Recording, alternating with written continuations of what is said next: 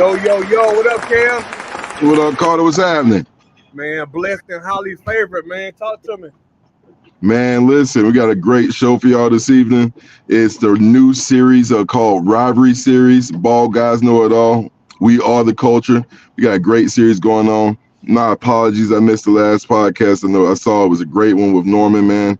And then, of course, the one with Mike Quick. It's like, whew, working life is getting to me right now. So my apologies, but appreciate you holding it down as always, my man. And just great shows. But this one right here, this is adding a new element and a new twist to what we've been doing.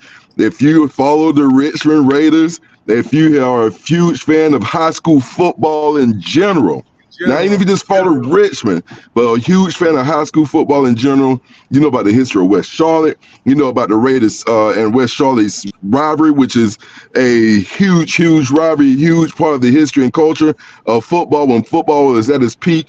And I feel like it's only getting better right now. We have a great show for us going on today. Carter, my God, this is a great one. They said out of our 7 state championships, we had to go through West Charlotte. We had to go through West Charlotte. We did. 5 out of the 7 championships, we had to go through West Charlotte.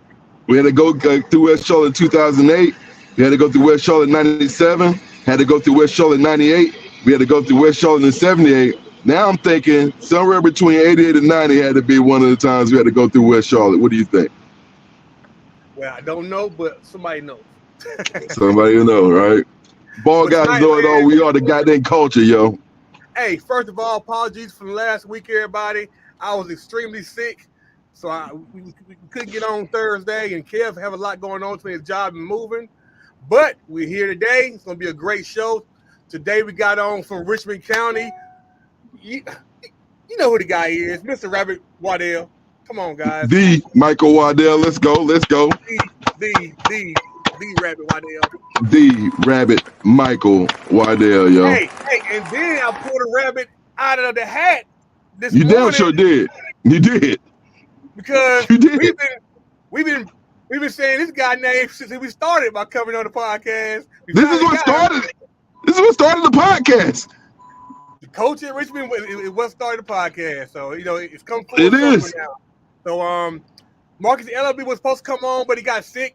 Like I was sick, so shout out to Marcus for he's still coming on now. He is. I love you, Mark. Get well soon, but we got the head coach of Richmond Senior High School and the quarterback in 97-98, Mr. Brad Denson. Brad Denson, come on, baby. That is. Let's go, Brad. Mr. Undefeated. Let's go, Brad. And then on the West Charlotte side, talk to me, Kel. Oh my gosh. So from West Charlotte, we have the one and only. We used to hear his name ringing bells 24/7. He's now at UCLA, former NFL standout as well. Guys, Mr. Thump Belton. Let me just stop right there. Yeah, Mr. Thump Belton. The Thump Belton. And then we got my guy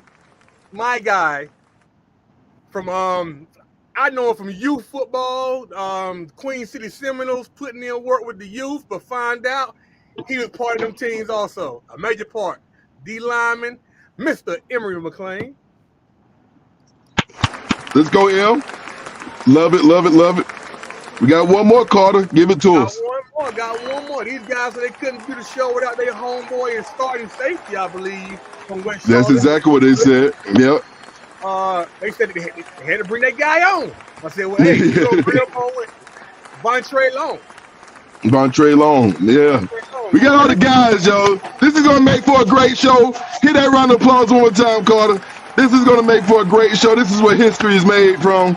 You know what I'm saying? D-Ball Guys Know It All podcast. We are the culture. Richmond versus West Charlotte. Let's take you down memory lane. Hey, real quick. They say that the Talk to me. They say that the definition of nostalgia is the feeling of a place of longing for, a place that makes you happy and a little sad at the same time. This is very much nostalgia. This is nostalgia in its purest form. Watching the people that we looked up to growing up. Even as a kid, watching Richmond play West Charlotte, we knew who these guys were. And they weren't even from Richmond County. It wasn't on like Sunday football or anything. They were all up in the papers. You know what I'm saying? You see them on Friday nights, lights or the high school football, Friday high school football show on the local station. Just knowing and seeing this type of nostalgia and these type of memories, man, this is just a beautiful day and a great day to just be a fan of football. Not just being a Raider, but a fan of pure North Carolina football, man. Yeah, some guys say that the 97 game is one of the best games all time. A lot of people say that, my man. We're going to get into that today. I remember 97. I remember going to the game, and we parked by the Rabbit Box in Little Philly. That's crazy. County, you know where Rabbit Box is at in Little Philly, according to Raider Stadium. The cars was that far back. Like, I ain't never, ever seen a stadium that packed. You know. That's nuts, man.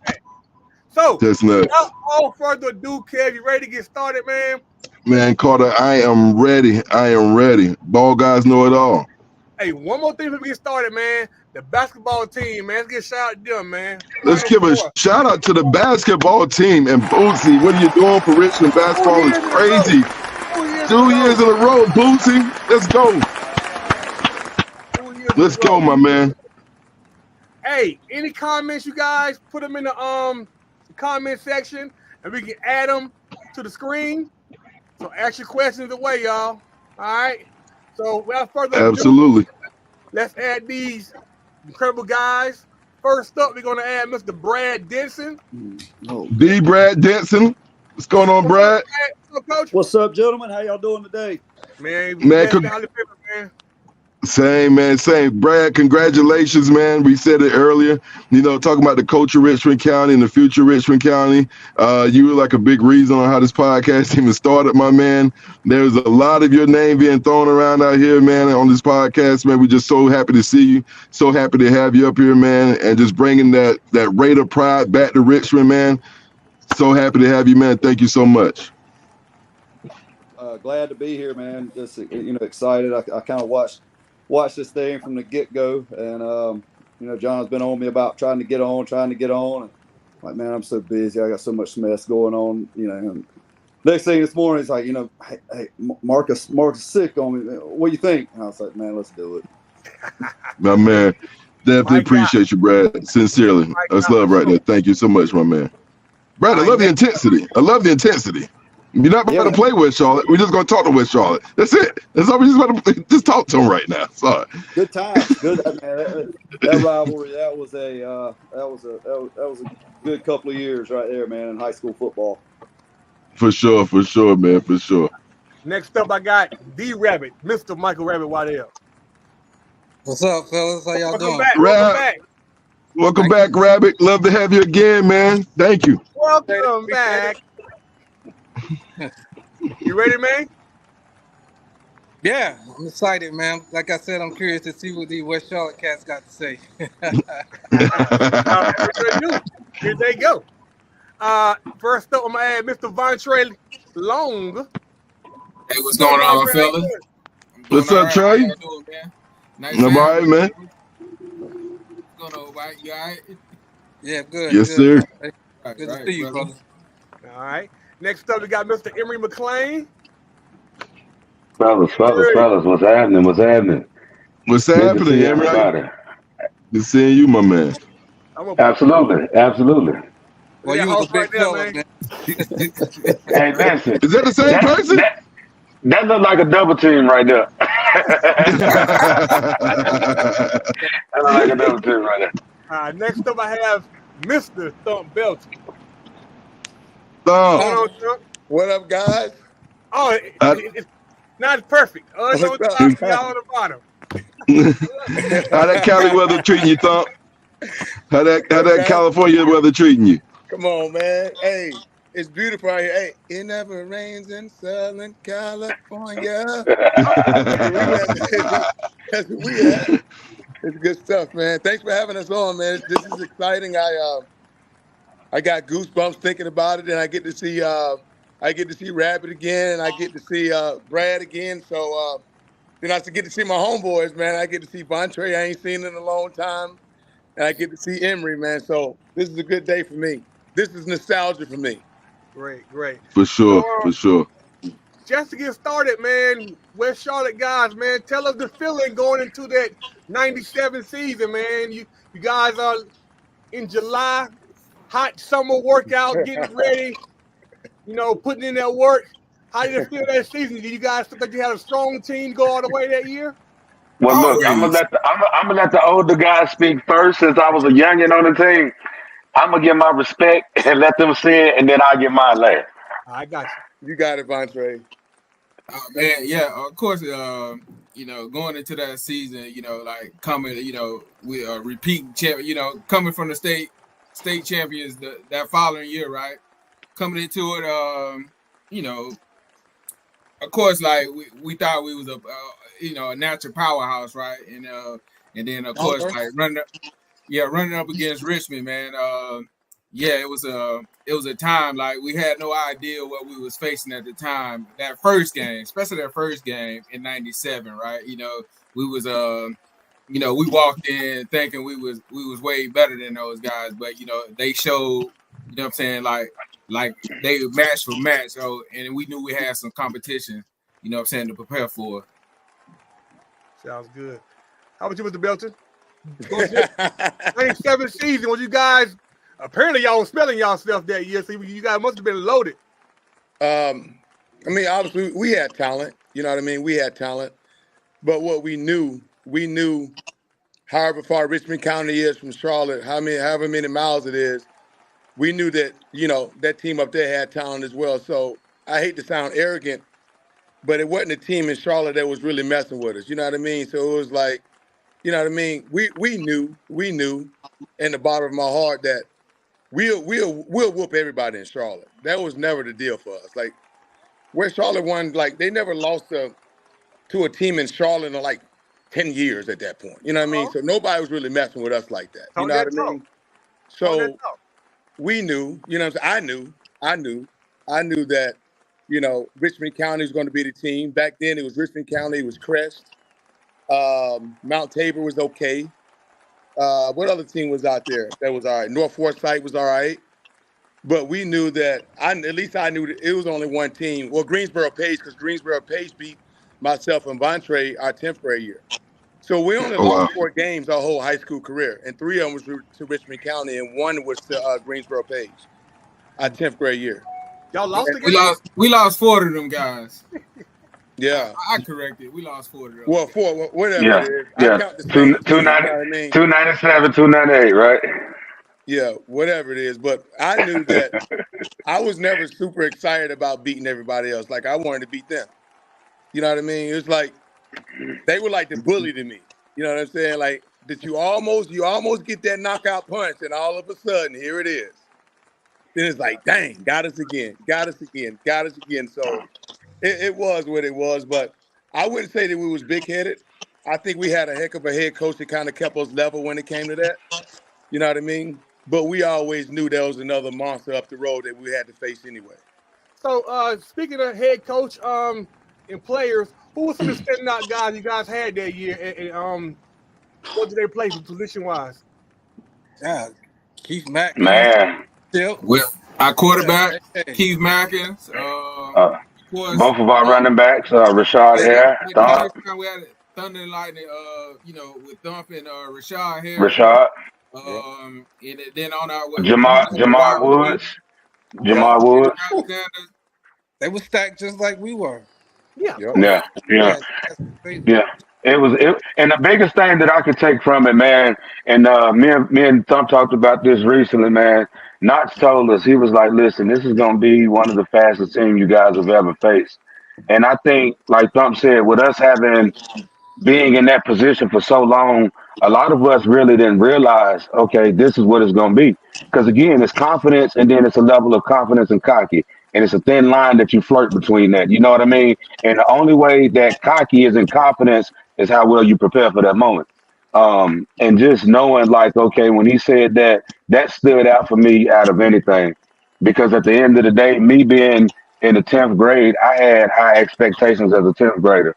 Like it was no JV for me. It was like as soon as you get in this stuff, you in the fire. So for me, I was listening, taking in a lot more things. Vontae brought me along and being a safety.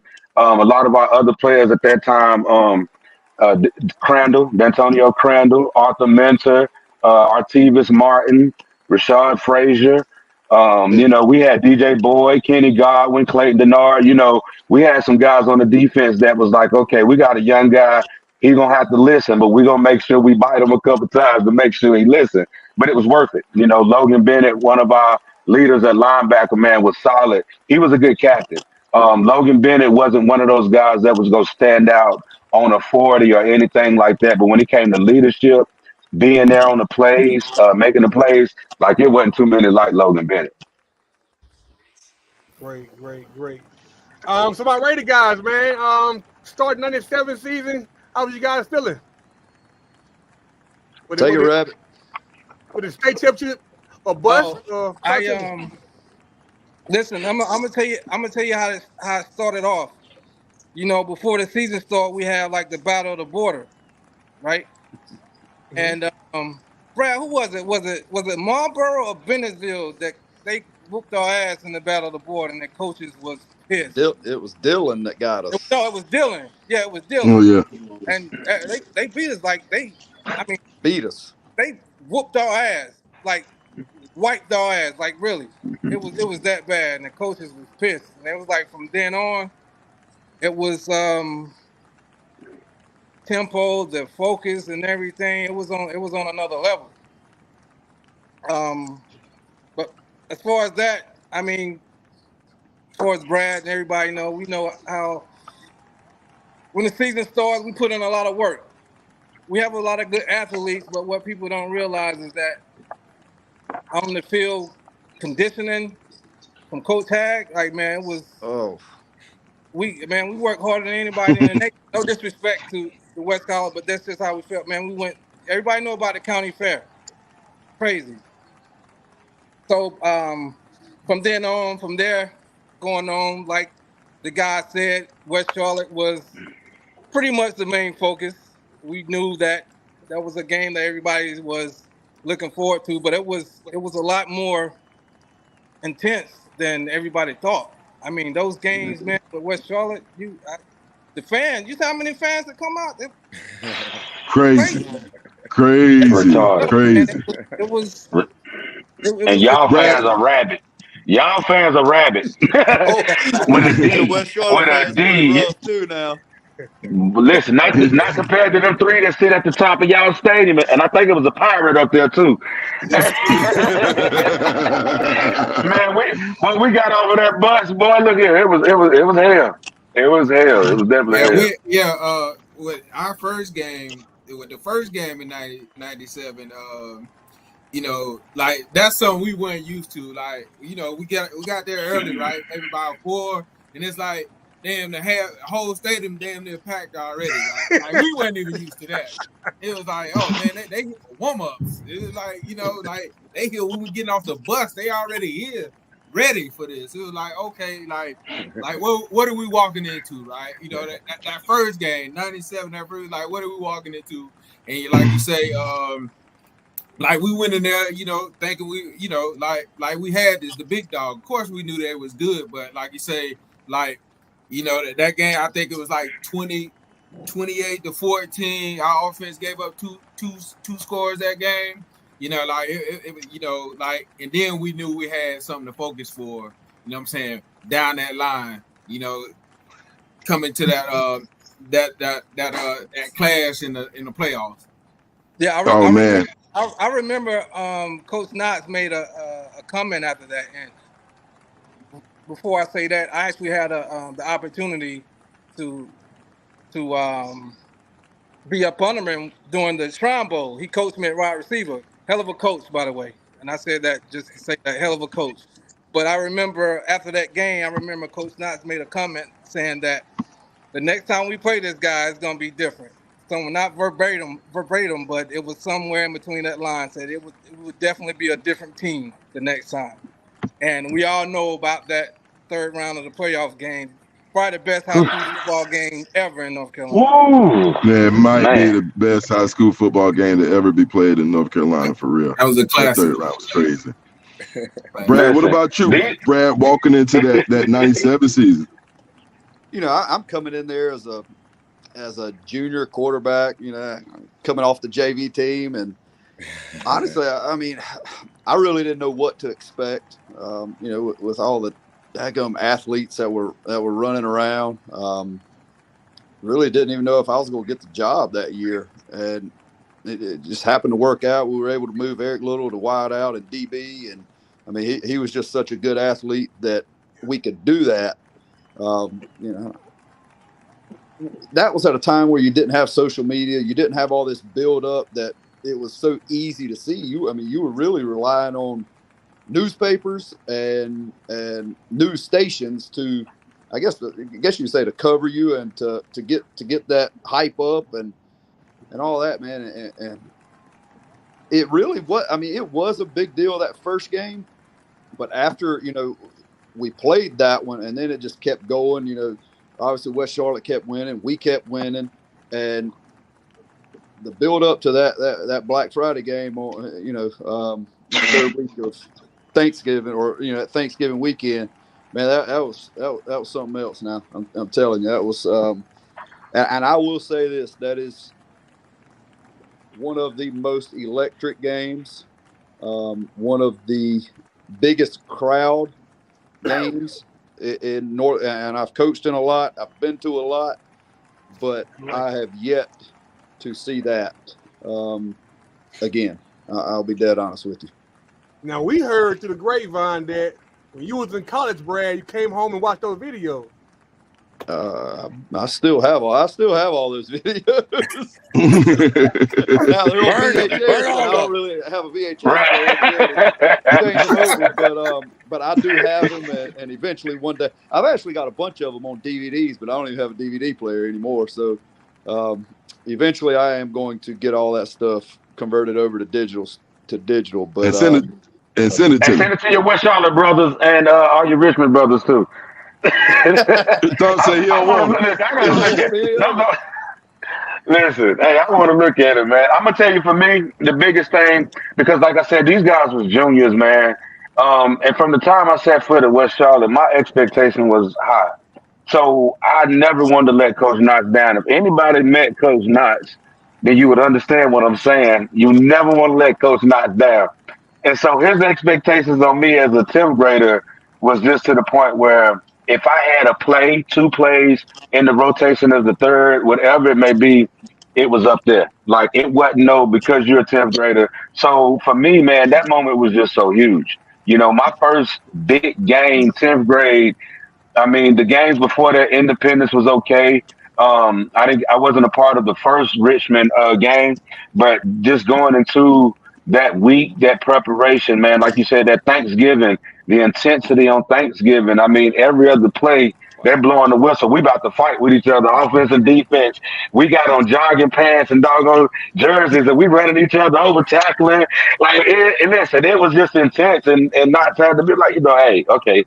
But at the same time, it was just that type of game, man. Like they said, it just, the intensity was there, and I have been a part of a lot of other high school games since then, but nothing was like it. I think, like Bowman just said, man, it was a helicopter over Richmond Stadium watching the game, you know, broadcasting the game live, man. When y'all came to Memorial Stadium, you know, the helicopters being there, man, multiple news stations, so many scouts, so many Division I kids, man. It was, nothing was like it. Nothing was like it. Man, those Thanksgiving games, everybody's coming home, right? Everybody got a little time off of work. It is the perfect setting for a home playoff or for a playoff game, period, at high school. I mean, that was the perfect setting, the perfect game to create that type of atmosphere. It had to be. Like, and I just remember just being there, and it was just, I thought to myself, like, yeah, I can't wait to get here. Like, this is where I want to be at. I know you in West Charlotte, I know y'all had young men that looked up and they wanted to be, part of the West Charlotte football team because of the tradition that you guys started, right? And so for me, being from Richmond County, seeing like the Rabbit, the Brads, the Marcuses, the Brian Norwoods, the Clarks, those guys, for me, those was the reason why I wanted to play. It's like, forget the NFL, I want to be a Raider, right? And that's how these guys was feeling when they looked up to you all. And that game made a big difference and was a big reason on why people wanted to come and follow in your footsteps. It set the tone, the tradition. You want to play in that type of game. That thing y'all felt in the stadium, that's called Raider magic. Listen. Let me ask you a question. That's so crazy. How was it? Could your guys hear the cadence on the field? Like, Brad, did you find yourself in a place to where you was calling out plays in the crowd, get even louder to where like everybody was just watching the ball and you was like, just screw the cadence? Like, could the lineman even hear the cadence? Was that like that for you too, Thump? Like, how was it? You Rabbit, anybody that's played offense? I mean, I think they can hear it. I mean, back then, man. I mean, I know we never got in the gun, so everything was under. I mean, everything we did at that time was, we were under center. So you were a lot closer to the OL than what you would be in the gun, and I don't think Cadence ever got. I will say, Cadence got an issue that Thanksgiving game, right down there at the last minute, 30 seconds, whatever. It was a little chaotic, but I don't think that ever became an issue for us. It was just really just trying to, stay focused because it would get so loud. And, I mean, you put that many people in that stadium and, it's kind of the bowl and, man, it just trying to control your emotions really is what it was. Man, not in addition to some of the greatest players that play, the greatest teams or like Richmond and West Charlotte playing each other with some of the greatest players in North Carolina was colliding against each other. One thing we touched on, talk about Tommy Knotts, like those are the battle of the two greatest coaches in North Carolina football.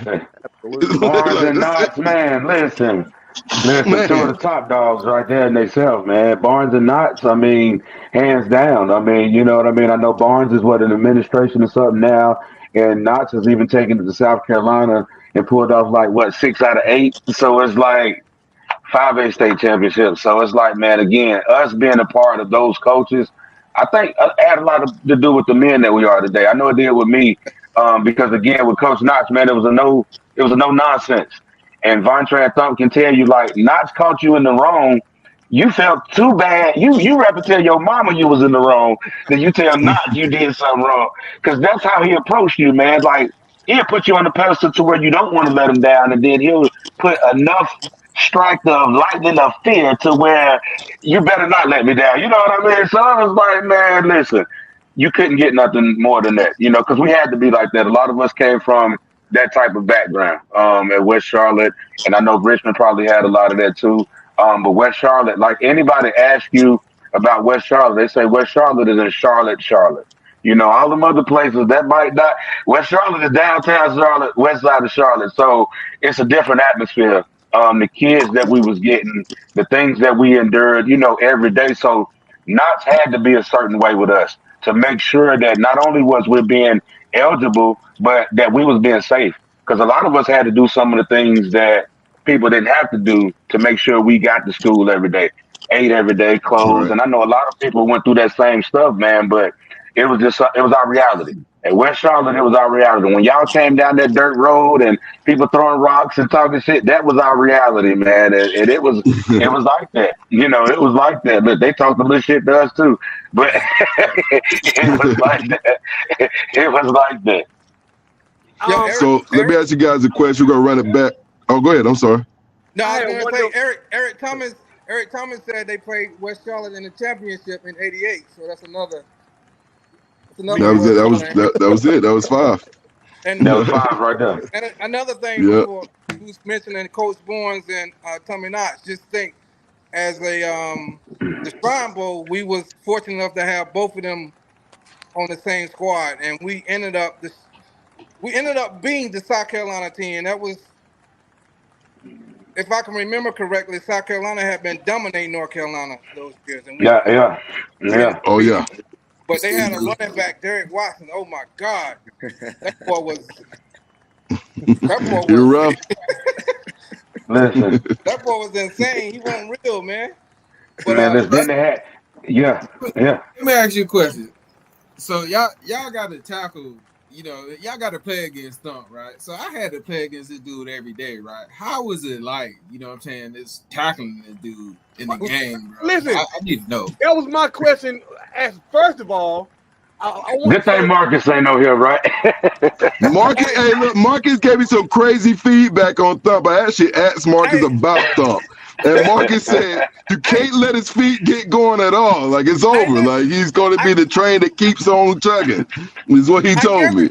I guarantee you, if Marcus was on here, he'll bring up that time that when Thump broke loose, and I think I was playing safety, and it was me and Thump. Thump broke loose, and it was just me and Thump. And I was like, oh my God. So I'm sitting here thinking like, man, he's gonna Thump, man. He's gonna run me, he's gonna run me over. Well, I'm thinking all this, it was just a collision, like boom. But he ran me over. But me and Marcus always laugh about that. Thump was a bruiser, man. Mark said, don't ever let him get started. I was getting damn near every day in practice, so I understand how you feel, brother. That was my question is, which is obvious, I guess, but where did the name Thump come from? Is it straight football or pre-football? He brought that Thump. He always been Thump. Hey, it makes sense then. Man, that ain't got nothing to do with football. Okay, it's how it be sometimes. Yeah, nothing like so. Honestly, it makes sense too, though. Yeah, honestly, so when I was a kid, my dad just started calling me that, and it just stuck. You know what I mean? It just stuck.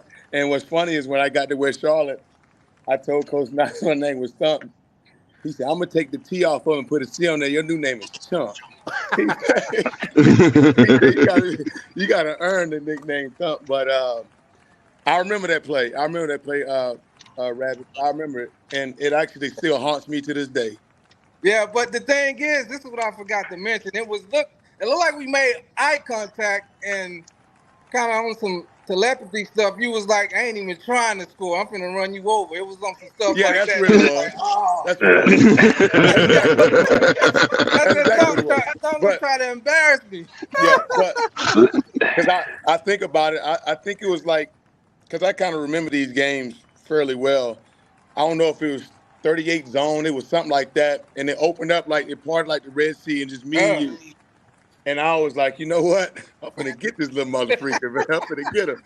But now, like my 42-year-old self, it's like, bro, he probably really didn't want to tackle you anyway. You could have made a move. You know what I'm saying? Now he probably would have ran you down. He probably would have ran you down. The slightest R2 move would have got me. You know what I mean?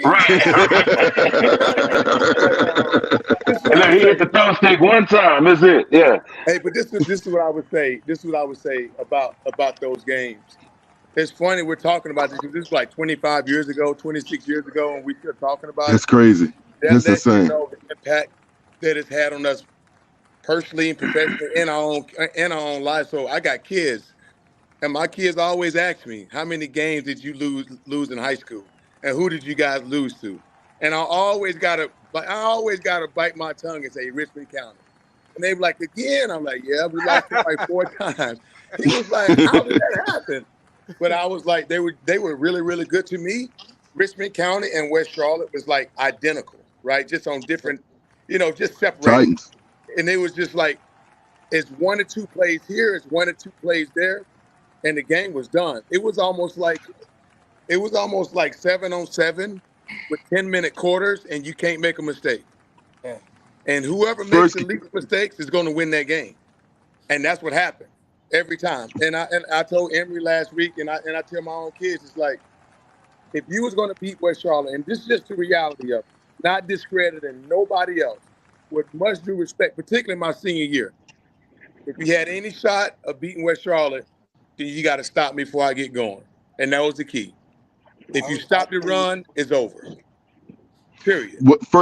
What was the pivotal point in the 97 game that you in the first meeting in 97 that y'all felt like, and this for everybody, that y'all felt like was pivotal, that really kind of just changed the outcome of the direction that the game was going in?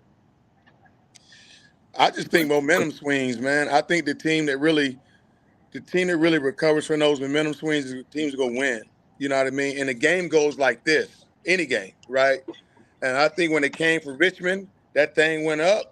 That momentum went up so high, that intensity went up high, and then when it went down, they didn't really go down with it. But I don't think we was able to really get back to where we needed to be competitive through that whole time and win the game ultimately. They made more plays than we did at the end of the day. I don't know if they was a better team, but they made more plays than we did. Are you talking about the first game or the playoff game? I was talking First the first game. I was the first talking game. the first Yeah. game. I know the first game for us, man. Charles McNeil carried that game. He man, Absolutely. hey, Charles Yeah. ran that ball like I never seen before in my life. Charles carried that game for us. Yeah. The first game. Yeah. The second game, what do y'all feel like in 97, the playoffs? So I guess taking it to the playoffs, I guess we got to back it up just a little bit. We like to do on this timeline. Now, you guys, you already played each other. So now we're going into the playoffs. What's the mentality going into like that game in the playoffs? Like, what is the thought process? I mean, I heard about the practice before the game, right? And y'all about to go at each other's necks. Like, so going into that stadium and in the playoffs, what's the mentality? What's going through you guys' mind? Come back with the win. Come back with the win. I'll tell you this. You know, I can almost remember it. It's harder to beat a team twice too. Oh, Yeah. absolutely, yeah.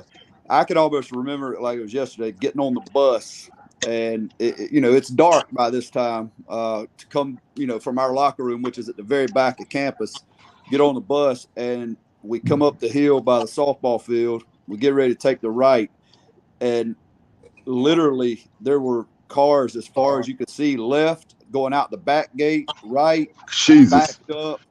It was, and I was like, oh my God. Yeah, that itself Boys, already this is- gave you chills. You was Yeah, like, yo, like, like, and I mean- that gave you chills right there. That was, I knew then, man, this is legit.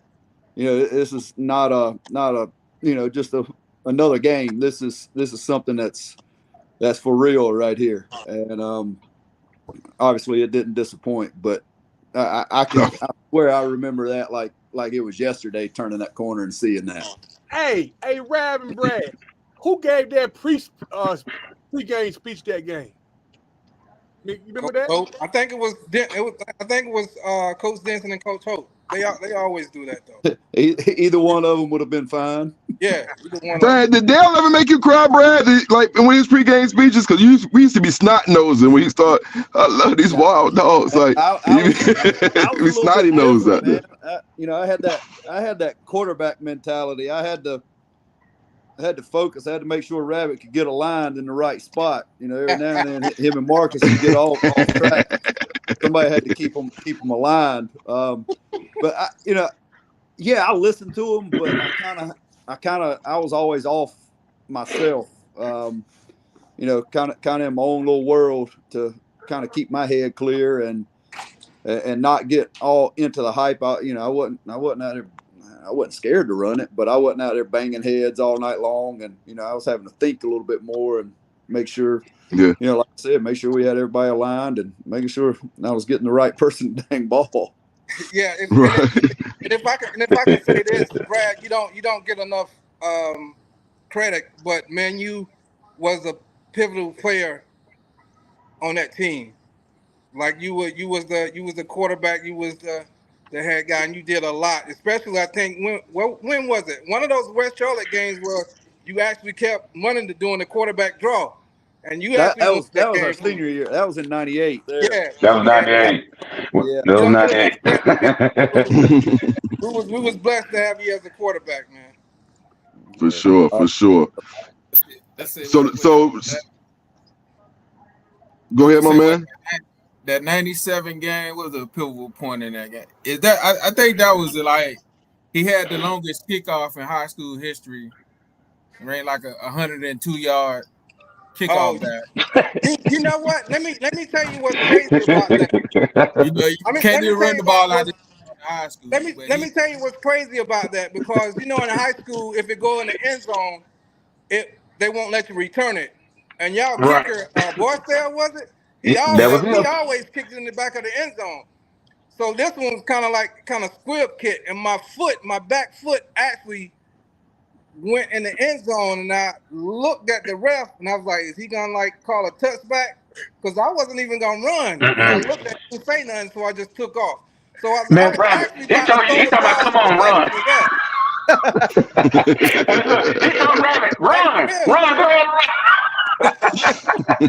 But Hey, listen, I remember that, man. Half of the team going off the field, and I'm looking at like 6 guys running in an angle. But by this time, he's at full stride. You can forget it. He had players running out their stride trying to catch him on an angle. So at that point, it was over. Like, honestly and truly, man, that game for me was different. Because, again, I was a young guy. And to be honest with you, man, I didn't know what the hell to expect. It was just like, listen, dude, you gonna get in there, you ain't gonna fuck this up, Matt. That's what he told me straight. So for me, it was just like I was like, it was all surreal for me. It was an electrifying atmosphere, man. A huge game, man. Every player that they had was very fundamentally sound when it comes to offensive line. Um, I think that was my first time of understanding what I was going to get for the rest of my career. Being double teamed, I was going to be cut. I was going to get chipped a little bit and cut some more. So at the end of the day, it worked because they had a system. They knew they was going to you guys knew you was going to run the quarterback sneak. And that was just something you was like, okay, 90's not going to stop the quarterback sneak. Regardless of how dominant he is in the middle, he's not going to stop the quarterback sneak. So not only was you taking myself out, our defensive tackle and nose guard, like, it was nothing we could do in the middle. I mean, we was trying to blitz all day in the inside. And like you said, Brad, what you had like 16 of them? But y'all got Smitty on the line. Oh, Lord. Smitty. Boy, y'all got Smitty on the line. Lord, How have you guys mercy. doing, man? What's going on? Hey, man, what's happening, my brother? What's up, Yeah, brothers? but How y'all doing? for majority of that game, man, you guys straight dominated us. And like I told you, the first time we played you, I remember Coach Knotts making a statement saying the next time we see these guys, it's gonna be different. And it was completely different. But I'm gonna tell you the most pivotal point in that game that was kind of a no-no when Keith Matkins looked at some of our players and he did that. And that was the change of the game. To be honest with you, that was the change of the game. So what, Because Charlotte fellas? Y'all was up by what, a couple touchdowns? Shoot. 2 yeah, touchdowns. 2. it was What, 97? it was halftime, we was over 14. I tell you, they came out of halftime too. They had the ball first, and they ran all run plays and scored. Like whatever they did came out of the second half. They did that. I we remember that they came out. Wild dog speech. the playoff game Yeah, before I ran the kickoff back, it was like Yeah, the 21 to punt. 0. Yeah. yeah. It was It was 21 to 26 0. It was 26-7 with about a minute, maybe a minute and a half to go in the third quarter. Yeah. Okay. That's crazy. At that point right there, They're where coming. Charlotte guys, tell me how y'all was feeling. Yeah, we knew we got had him. this. We got him. Yeah, we got it. Security can't Of hear you. course. We Like, done you did it. Man, I'm going to be honest. One thing that I noticed, man, it seemed like we put a lot of energy into getting to that point. So it seemed like to me, once we got to that point, in a sense, we were kind of burnt out. Like we put a lot of emotion, a lot of energy. Like it was a lot of people that I seen do some things, and these guys was teary eyed. I mean, because they really wanted it before going into the game.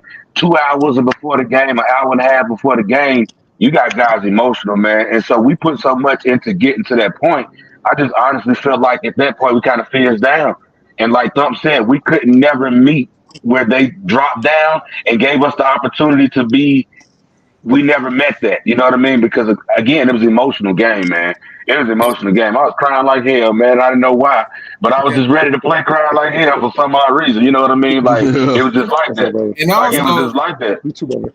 also being up by that much, like we didn't feed the guy because we had Keith Mackins, right? So we was throwing the ball more than we were supposed to in that second half. We didn't feed our two running backs as much as we needed to in that second half. So that was pivotal as well. You would have thought like a little bit more clock control, and y'all got these monsters in the backfield.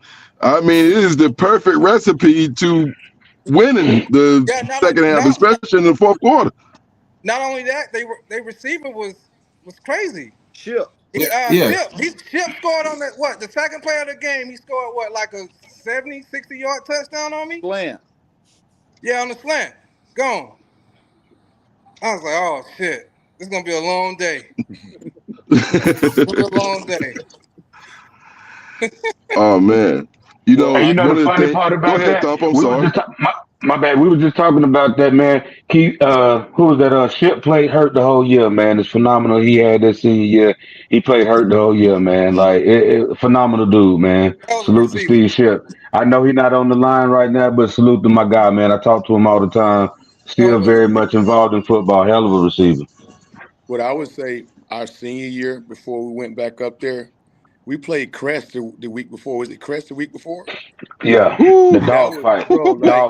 That game. Y'all played Crest before Richmond? Yes.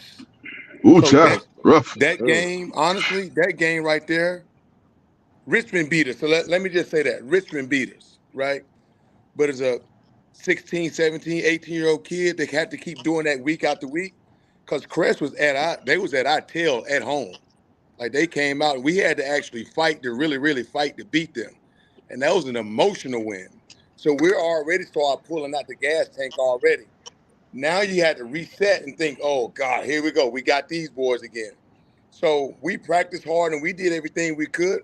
But I truly believe, man, that game, we played the best game that we could have. And like I said before, I didn't play well enough for us to win because I had opportunities, but I didn't play well enough for us to win. Vontae played well. Emery played well. The offensive line blocked their tail off. The quarterback, I think, did Tim Funderburg get hurt? Then Damian White had to come back in. Yeah. He got hurt. So it was just like, at the very, very end of the day, the way that I see it, if Thump plays better, we win that game. You know what I mean? That's just the reality of it, right? That wasn't a good game from Belton? It was okay. It wasn't good enough to win. Second half, he ain't get because again, it's ball control. Like Thump saying, if he get the ball, it's ball control. If we feed it to him and Rashad, it's ball control. But now if we're throwing the ball, then you put some turnovers in that mix, it's a different ball game. Coach Light, shout out to Coach Light. We had switched to a bad cover 0 or a bad 3. We was ready for Thump after that. I slid down to a 3. They walked Shemaine up. They put Black over the center. It was a problem after that. They did. B-Mar, my man, he drove me to my wedding, but B-Mar couldn't get me going to the inside. So the 98 playoff game, see, I remember a crucial play too. The quarterback probably remember. I mean, I did a halfback pass. We call it pass interference on us for no reason, man. I knew that play was coming. Hey, but listen. I was asking you, Mike, in that game, did you get injured that game? The 98 game? He threw a pass to you. He tried to throw a pass to you. I can't remember, but if we get hurt, I'm gonna be honest. If we get hurt, we ain't gonna say too much, because we know we ain't gonna say too much. But to bring something up like a pass interference amongst West Charlotte and Richmond, something that small can be crucial to the game. That's how close, tight those games be. Yeah. I remember the halfback pass. Yeah. There was another call too. There was another call. Guys. There was another call in Richmond. I believe we had a really good running play. It was a pretty good game, and they called a flag way on the other side of the field. Against Aaron, right? Against Aaron, right? Oh, against Aaron. You know what? I see where this is going. I got you. Raider Magic. It was that Raider Magic, dog. It's good. It's good that we bring this up. Now, I They went have out, to Will. ask y'all. I have to ask y'all. Oh I have boy. to ask y'all because it's known for West Charlotte to do it. That 97 game, the playoffs game, did y'all recruit other players? No. Charlotte Country Day, Fred Staten. No, listen. No. I'm gonna tell. Come on, No, I'm gonna tell. No, Man. no, listen. come on, Honestly, honestly, and Come truly. on, man. No. Listen, honestly and truly, this what Charlotte happened. We Country had a new Day. school. We had a new school that was built in the same district where West Mac, Vance, and West Charlotte kind of split. So we had 4 players on our team. They What happened contacted three was, players. They contacted 3 players. who They they? moved those 3 players over to Vance, CMS. CMS contacted the players. They had to go to Vance, the new school. One player that was in the same district that was supposed to go to Vance didn't know one contact him. So when they contacted him at the end of the season, they said, "Oh yeah, you're supposed to be at Vance." So after that, guess what? They said, "Oh, you have an ineligible player, 97." So I mean, it is what it is, man. Listen, I know Hey, we don't personally have to recruit at West nothing. I just Charlotte. wanted to ask. West Charlotte recruits itself. We don't have to recruit at West Charlotte. Hey, quick question. So after the 98 game, Yeah. Brad, you was with me at this. I think it was talking to you, Emory. Who all went to that NC State Carolina game at Panther Stadium that next day? I Um, think I did. I think I went there. I know Brad was with me. This is like And we Torrey was- Holt was playing. Yeah, no, Corn was playing. No, I think Torrey was playing. It was 98. Torrey was playing then too that year. Torrey was playing. Torrey and Chris Yeah. was playing. I And went to that remember game. saying it was a short yardage stop on 4th down. And we was like, that's how we did West Charlotte last night. And I seen the faces of the guys beside me. And Brad was like, screaming. And after Oh, Brad was getting live. they was like, man, good game last night. Y'all boys go win that. I don't know which guy from West Charlotte said that to us, but I was like, damn, we got set up. They set us right beside West Charlotte. Our tickets were right. If it was 9 seats, we were all in a row. And I was like, oh my gosh, that could have been a brawl. But I appreciate the sportsmanship of the guy who said, man, y'all go ahead and win that thing, bro. That was a good game. I can't Again, man, remember his face. we all love the game. The game, man. Like even if y'all beat us, bro, How you doing, boss man? we admire the competitor. Like, cause that was the dog in us. Like we admired all competitors, man. And even if we didn't rock with you and didn't know you like that, man, like we appreciated a good fight. Win, lose, or draw. That was something that was, built in us, man. We definitely appreciated that good fight, bro. And Vaughn, man, me and you, we talk about it all the time. It was just one of them things that molded all of us for life, man. Like that game right there set the tone for not only recruiting, but how high schools really prepared to. I don't see any rivals like that, man. I don't see any rivals like that, man. You got 2 teams to go at it this year, and it may be a whole nother team for the next 3 years rotating. But like you said, that period from the 90s, we knew what time it was. If you ain't have on green and gold, you better have on maroon and gold. And that's just how it was. You know what I mean? Like, it was serious. Sure. Emory, Go ahead, Brad, please. earlier, about being emotional 2 hours before the game, and all that. And I hope some of our younger guys are listening to this because you don't see that anymore. You don't see the Passion, man. respect between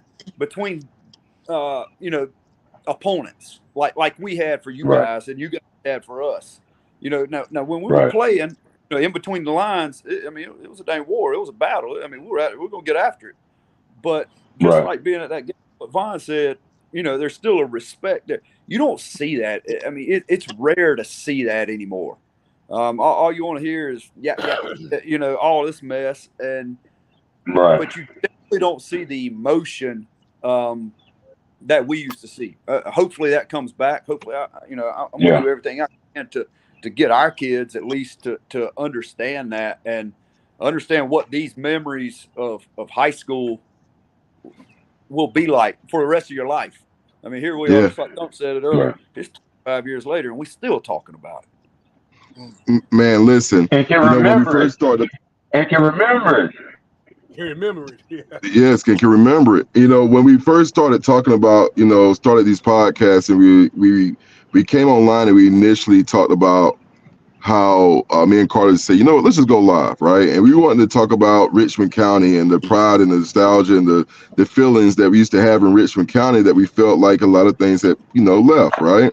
And one of the things that we were just hoping to do was to be able to reach the youth and hope that they would see, some of the pride and how sports was really handled then at that moment.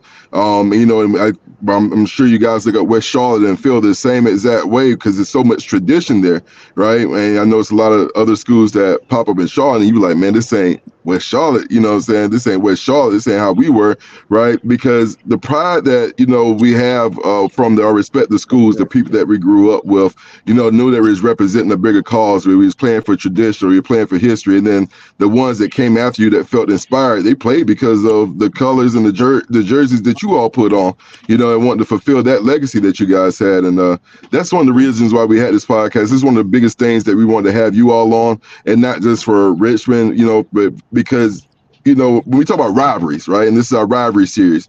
We didn't bring Scotland, we didn't get Scotland yet or whatever. But the biggest thing is, like, man, that rivalry between Richmond and West Charlotte was crazy. Like, that was nuts. Nationwide, nuts. Crazy. Can I kind of Man, I'm looking at that dude just dropped that box Please score. do. That's crazy. Just to kind of piggyback off what you're saying, and this is for a question for you guys, Thump. As far as like Kevin was saying, growing up in Richmond, it was like we're big on football. Everybody know that. From when I grew up, it was the Little League, and from Little League, like the players that was playing at Richmond, those the person we idolized. Like for us, the Mike Thomas, Flip, Oscar, Kenny Bright, James Hamilton, all those players, that's who we looked up to. Are there any players that you guys looked up to when y'all was young, just to Great try question. to shout them out too? Yeah, we got Please. Brian Knuckles, who Danny Green, Pep Hamilton. You got Mike Maurice Staley, Campbell, man. All them man, guys, man. Rainer Boys, Kone, the What about Big Raiders, Mo?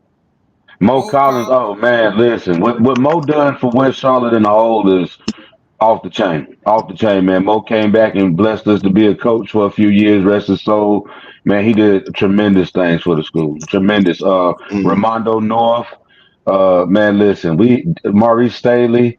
We had some decent players, man. That was like, what, to make us proud.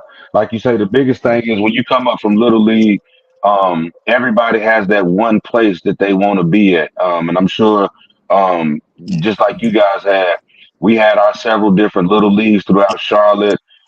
Some of us came from different sides of town, but at the end of the day, when we got to West Charlotte, I think at one point in time, it was always somebody in our family that put on that maroon and gold. So for us, it was just like, yo, man, it was a tradition thing. I even put my article in the Shrine Bowl in the paper, and I told them I think the biggest thing for me was West Charlotte was a school of tradition. So I just felt like whenever it was time for me to be at West Charlotte, it was just time for me to put my brick on that wall. And I took that very serious, and I think we all did. And I think that's what made West Charlotte West Charlotte. And it's getting back to that now. We're starting to get some of the kids from the generation kids that was at West Charlotte. And that was the difference. Yeah. If you got kids from the neighborhood going other places, kids whose parents was there in the 60s and 70s, they're starting to go to the Mallet Creeks, the Huffs, the other schools and things like that. That's perfectly fine. But now that maroon and gold is starting to get back where it is, man. Shouts out to Sam Griner. He's doing a really good job over at West Charlotte right now. So we're just trying to, get everything moving in the right direction as far as the community. Because again, we're all we got. When it comes down to that village that it's going to take to raise these kids, man, we're pouring into them, man. Because again, that's what it comes down to, getting that tradition back into school. And like Vontre had, I've coached. It's making funny, man. I came back and coached once I left North Carolina Central. I coached Vontre's brother at West Charlotte. So it's like, man, that's the full circle of things, man. Like, you know what I mean? That's just the severity of it, trying to get that West Charlotte family, that community back into West Charlotte. And that makes a big difference. That makes a big difference. It's a You know, big we deal hoping to have because that. Go my ahead, Thump. I'm so sorry. I apologize. Just to answer that question furthermore, so my aunts and uncles, they all went to West Charlotte. They all grew up in University Park. So I didn't have no other choice but to go to West Charlotte. And I grew up watching Ben Black. I grew up watching Steve Wilkes, who's obviously who was the DC with the San Francisco 49ers, last year. I grew up watching these guys. I grew up watching Amos, who was the running back when I was in middle school. And then obviously Rashard Hollywood Hare, who I thought, in my personal opinion, is probably one of the best running backs to ever come through West Charlotte. But I'm biased because I love Hollywood. And then obviously Brian Knuckles. Like I wanted to be Brian Knuckles. I grew up being Brian Knuckles. It was when I was growing up, it was Rocket Ishmael and it was Brian Knuckles. And I used to go to West Charlotte games and play on the baseball field as a little kid. And Brian Knuckles was going crazy. Like you couldn't have told me I was not Brian Knuckles at the time. And a lot of people don't know about Brian Knuckles. But Brian Knuckles went to Nebraska when Nebraska was Nebraska. Coming out of Tommy Charlotte. That was Frazier, hard to yeah, do. Tommy Oh Frazier and the yeah, boys was there. Yeah, Hard to like he do. was, yeah, Yeah, you know yeah. what I yeah. mean? But when you talk about tradition, like I grew up, West Charlotte was the only option. For Vontae, West Charlotte was the only option. Like you're not going anywhere else. It was another school in Charlotte that other people went to, with all due respect to them, but wasn't nobody really trying to hear that. You know what I mean? We wasn't hearing that, man. It was, and I'm just being honest. There's only one green and white team that we respect, and that's the one that's on the phone. Appreciate Period. Hey, Man, Yeah, because real as talk. much Hey as we man, went at, I'll be honest, because as much as we went at it with Chris, we didn't respect him. I mean, we went at it, we was like, it's gonna be hard, but we're gonna kick y'all ass. That's just how it's gonna go. But when it came to the green to go again, like you said, it was one that we respected, man, because they earned our respect, and we welcomed that fight. Like, I know Vontae. I got a lot of my toughness from Vontae. He was never one of the bigger dudes, but man, listen, when I say Vontae was gonna bring it to you, dog, I learned a lot of my fight from Vontae, man. Just watching him growing up, and that's how it was. You get something, your little piece from everybody, and I'm sure some younger guys learned from me, man. And that's what it was. And I'm sure you guys went from your Norwoods and everybody that you had over at Richmond, and you got your piece from them. Everybody got their little piece, and again, it's that wall.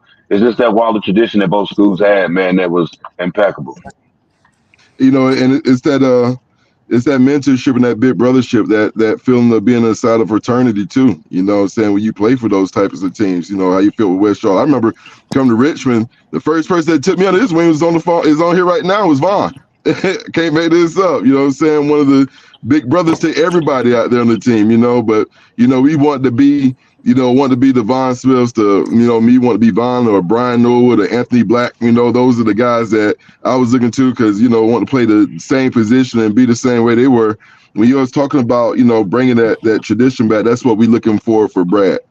Brad got 1,000, hit them claps right there real quick, Carter. You know what I'm saying? That round of applause. I got you. You know what I'm saying? But that's what we want, from Brad, man. We so happy to have him, man, because he's going to bring it back for us, man. And I think West Charlotte getting those hometown heroes to come back to the program, who know what it really feels like to be a Raider. You know what I'm saying? Brad's dad, he coached us too, man. Dale Dent's one of the greatest coaches, men I've ever met, absolutely. You know what I mean? Like, I'm telling you, man, just legacy and tradition and history, man. We looking forward to it, man. So much, man. So Hey, much. so Kat, I know one thing that a lot of people was was anticipating about this, and just to try to go into a little depth about the playoffs game, Mm-hmm. 97, the third round, which is, like I said, probably the best high school football game ever. I know people want to hear more about that. I know we touched on it just a little bit and we was going back and forth, but if you guys want to elaborate on it a little bit or whatever, Please. and I'm sorry, Court, y'all ain't trying to take over y'all podcast, but I know a lot of people, You're good. like, that game is still talked about You like rabbit. it was played yesterday. I know Brad had raised his hand too for a second there. What was you gonna say, Brad? Oh, Brad, please come on. Take it on. What I was gonna say, honestly. Well, my question was for Brad, Vaughn, and Rab. That 97 playoff game, being down at halftime, going into the third quarter. What was that halftime speech and feeling that game? Oh my God, what was it? I don't specifically remember any certain speech or anybody that or adjustment. What we just knew we had to take care of the football for one, and just keep plugging away. And I do remember somebody saying, "I've seen crazier things happen." And obviously when they went up 26-7, you right there, literally right before the fourth quarter. I mean, you're talking 19 points, man. I mean, if I'm in there, possessions. I'm thinking this is it. I mean, that's a 3-score game, man. Yeah, it is. That's going to be hard to stop, but you kick it to what was his name, Barksdale? Barksdale. Yeah. But and that's the thing though. But The kid always kick it out the end zone, like Randy said. the halftime, like I don't remember like any speech. I just know it's a feeling we never felt before because we have never been in that position. I mean, never. And thank God for Barksdale, because if people paid attention to the game, every kick it went out the end zone. Every kick it kicked out the end zone. Yeah. So our special team and our special team was a huge part of our offense.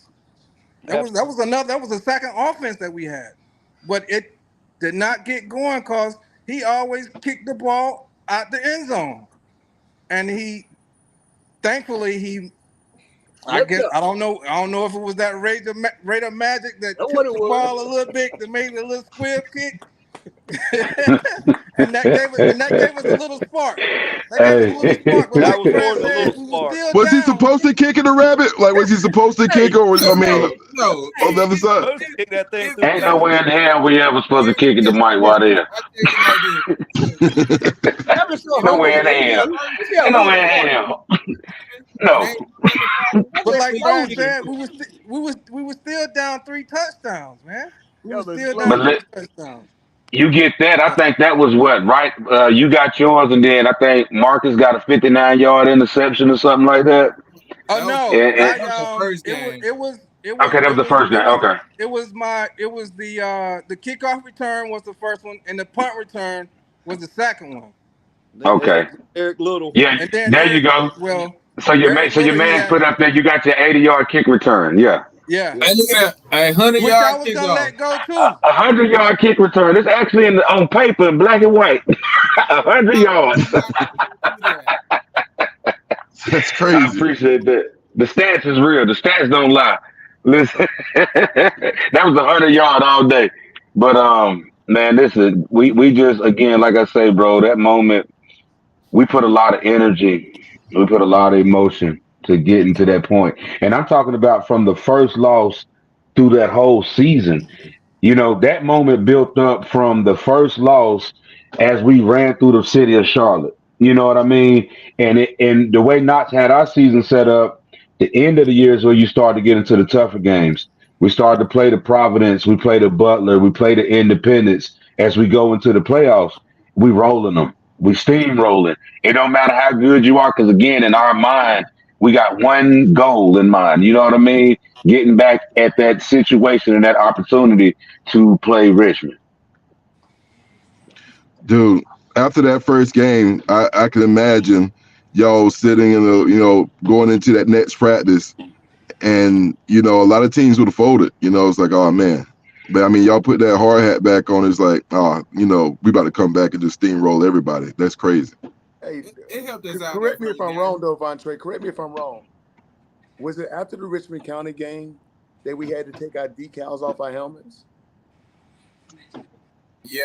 Yeah, was that. Yeah, we had to earn them back. County. Yeah. After we played Richmond County that first game, we had to take the Dub C off our helmets. We thought we was wow. Wow. Yeah, he said, nah, y'all didn't play. You got to earn. Yeah, you got to earn it back. We had to earn it back, man. So practice at that point was rough. Just listen. Practice at that point was kill or be killed. That's it. That's crazy. Back to the I game like it. after the I don't know. I think it was maybe the I don't know if it was before or after the punt return, but Norwood, Quick, and Eric Davis, they helped us a lot on the D line, and then Teamus Terry blocked the field goal that was very crucial too. Extra point. And It was extra point. It was I blocked the extra point You blocked the extra point. Chip burnt me for that touchdown. I was like, oh man, You I say you had got to get your face back, Rabbit. Point or something. But oh man. But I mean, you think about you guys, man, you guys came out there prepared, man. It was never been tested like that before. What you saying, Brad? I'll say you think about how I mean, a blocked extra point really is the difference in overtime right there, or us having to make an extra point with essentially no time on the clock. 20 seconds on the clock. I mean, there's no what happens then. Yeah, I never thought about that because it was a one point game. Right. Yeah. Shout out to West. Thump was talking about it earlier. Just how one play could change the entire game. Between those two teams, and it was just like, don't make the mistake. Don't make the mistake. Whoever makes. I mean, it's kind of cliche. Whoever makes the least amount or the most mistakes is going to lose. But if you made a mistake in that series right there, it was almost over for you. And I mean, you had to be close to perfect. It was hard to play with that type of pressure, but that was reality. And then the amount of fans that were just in the bleachers there. I've coached in a lot of high school football games in North Carolina. I've yet to see the amount of people that were at the Richmond game at 7 in the playoffs. And what's then that for a thought? The 98 game. Cranford is. He got all the stats. All the I was reading it. He got all the stats, dog. We actually had that team on. It goes way back. That rivalry goes We actually had that. Back, apparently. We actually had that 78 team on a few weeks ago. We actually had them on to talk about that game, and so that was crazy. That's good. Man, I'm talking about he is a fanatic. He got every stat, every line, dude. Oh man. Hey, that's all sports too. Hey, check this out real quick, because I want to say this too as well. And yeah, because this ain't football either. I remember being a kid in the stands. I was like, man, why Richmond ain't got a band like that? I'll never forget that West Charlotte band is legendary. Just FYI, you know what I'm saying? Y'all won all the band competitions. Y'all won the band every time. We're from Charlotte. When I say West Charlotte and Charlotte. Yeah, the brothers and sisters gonna play a little music. They gonna play a little music. All kind of stuff. Listen, I think they called the radio station. They called the radio station, get the music first before the damn radio station play it. West Charlotte band you gonna play it. You know what I mean? Like, and we went old school with it too. Like we was playing, come on, you can do it right. Like we was in it, dog. Like West Charlotte band, make sure you know. Y'all news station was some haters too when it came to Richmond County. Yeah, it was haters, man. They supposed to be. We told them how y'all treated us. We told them how y'all treated us. So they're like, we got y'all. They went to West Charlotte too.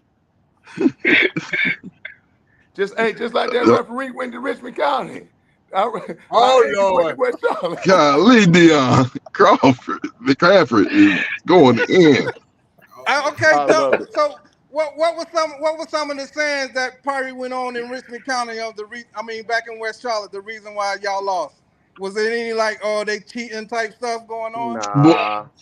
Nah. Like I'm gonna tell you about West Charlotte. I'm gonna just tell you about West Charlotte. Johnson was a hater. Like we don't really. If you beat us, you beat us. You know what I'm saying? Okay, you got the kickoff return, you got the punt return, but at the end of the day, we didn't play well enough. You know what I'm saying? And so we lost. So it wasn't a whole lot of course you got kids who are gonna make excuses on the team. Yeah. But I don't think that one kickoff return beat us. You know what I mean? I think us not playing well enough when we needed to, that's what beat us at the very end of the day. Yeah, because I can see, and y'all don't look like the team that I actually do that anyway, but I can see as far as you guys having a league like that some people can, kind of loosen up a little bit. Yeah. I mean, I think, in my personal opinion, I think we got the greatest football coach that ever walked the earth, right? He kept coaching. We kept playing. At the very end of the day, like I said before, you guys made more plays than we did. That momentum shifted.